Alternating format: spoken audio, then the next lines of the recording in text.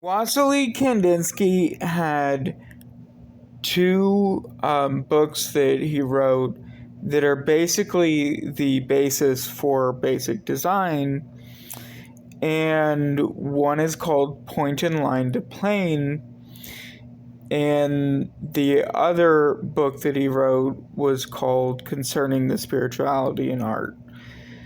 I have read excerpts from those two books, but I have not read the books in full. They didn't really make a lot of sense to me because I didn't understand the premise, or I hadn't read about it. But the way that he writes, I don't know why he wrote that way, but he did.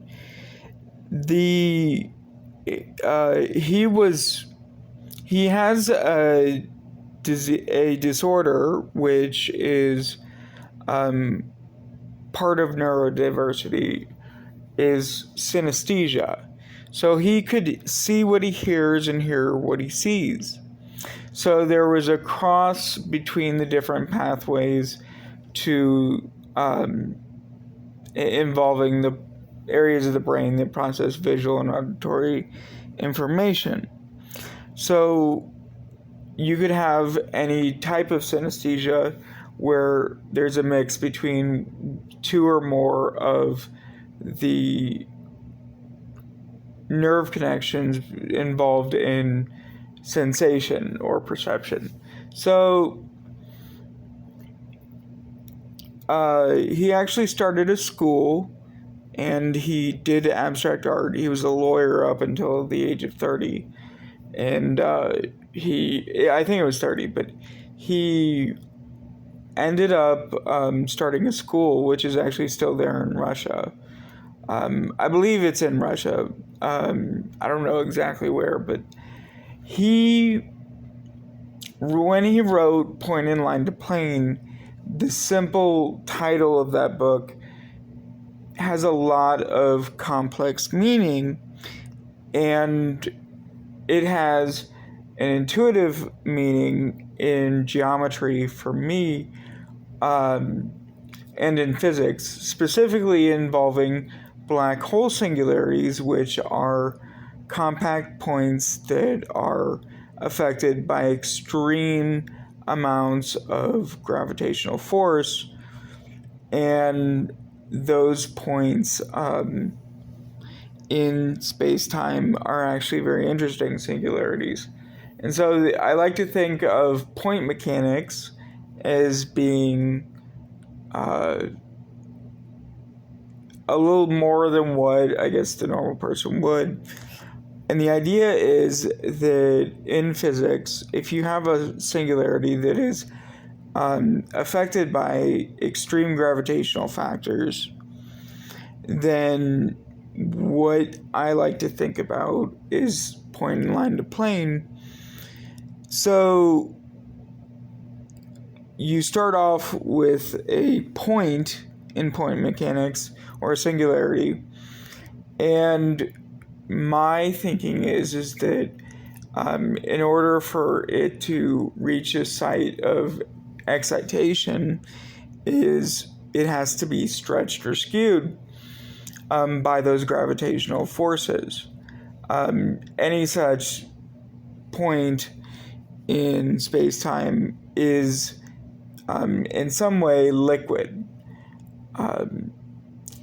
So you can imagine that the point, when stretched, from 0 dimensions to 1 dimension, creates a line, whereas a line is a series of points. And so then that line can be extended from 1 dimension to 2, so that you get a rectangle or a square, and that is essentially an upward evolution in the dimensionality of what you're talking about. And so a square or a rectangle is a series of lines that are neighboring and cojoint. So you can then think of a cube as being the evolution of a square that is going up, and the square is it's like a cake. Like you have layers of a cake, you have layers of squares that equal a shape in the projective plane. And that's essentially the beginning process of how a point or a singularity could be stretched to make such a shape by extensive gravitational forces acting upon that particular point in space-time or that event. So then you can think of that going further, such as in Flatland, or based off Flatland and Edwin Abbott's ideas. You can think of that cube becoming a hypercube in much the same way. The only problem is that I can't really think of how you would actually simulate that on a computer.